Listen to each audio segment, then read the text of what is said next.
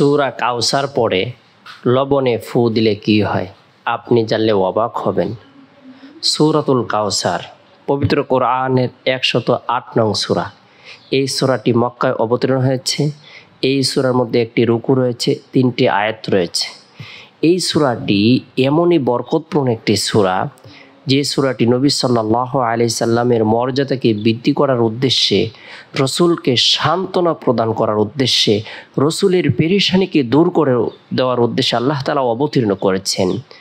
ইন্না আ'তাইনাকাল কাউসার, নিশ্চয় আমি আপনাকে হাউজে কাউসার প্রদান করছি, দান করছি। ফাসল্লি লিরাব্বিকা ওয়ানহার, সুতরাং আপনি আপনার রবের উদ্দেশ্যে নামাজ পড়ুন, সালাত আদায় করুন, কুরবানি করুন। ইন্না শানিআকা হুয়াল আবতার, আপনি নির্বংশ নয়। যারা আপনাকে লেজ কাটা নির্বংশ বলে প্রচার প্রসার করেছে, আপনার মর্যাদাকে ক্ষুণ্ণ করার জন্য চেষ্টা করেছে, তারাই নির্বংশ হয়েছে।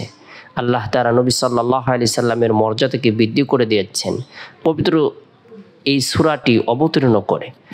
এই সূরার মধ্যে এমন কতিপয় বৈশিষ্ট্য রয়েছে, কোনো ব্যক্তি যদি এই সূরাটি বেশি বেশি করে তেলাওয়াত করে, আমল করে, আল্লাহর রহমতে আল্লাহ পাক রব্বুল আলামিন তার মর্যাদাকে বৃদ্ধি করে দিবেন। আল্লাহ তাআলা তার পেরেশানিকে দূর করে দিবেন। আল্লাহ পাক রব্বুল আলামিন তাকে এত বেশি কল্যাণ প্রদান করবেন, সে যদি কোনো কিছু কামনা করে, বাসনা করে, আল্লাহ তাআলা তাই তাকে প্রদান করবেন।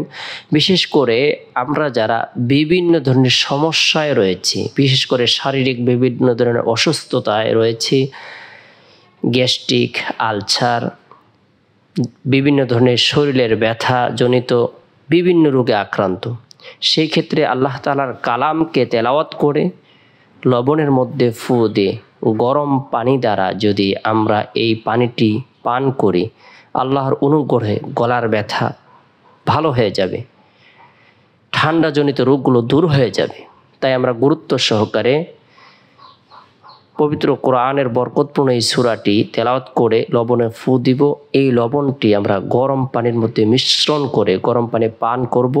আল্লাহর রহমতে আমাদের সেই ঠান্ডাজনিত সকল ধরনের রোগ, সর্দি, কাশি, গলা ব্যথা ভালো হয়ে যাবে ইনশাআল্লাহ। আমরা কিভাবে সেই আমলটি করব?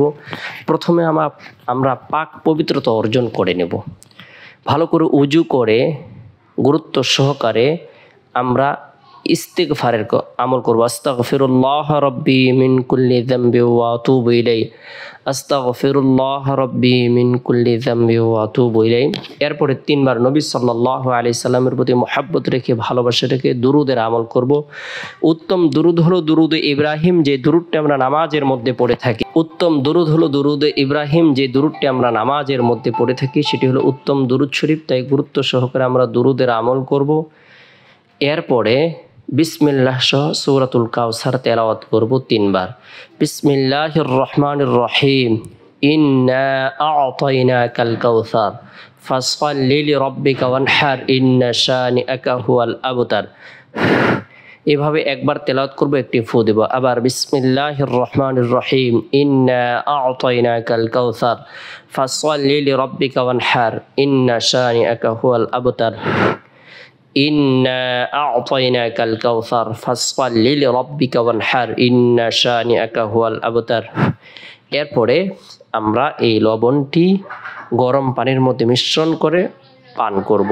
আল্লাহ তাআলা আমাদের সকলকে বুঝার, আমল করার, বিশেষ করে সূরাতুল কাউসার বেশি বেশি করে তেলাওয়াত করার তৌফিক দান করুক।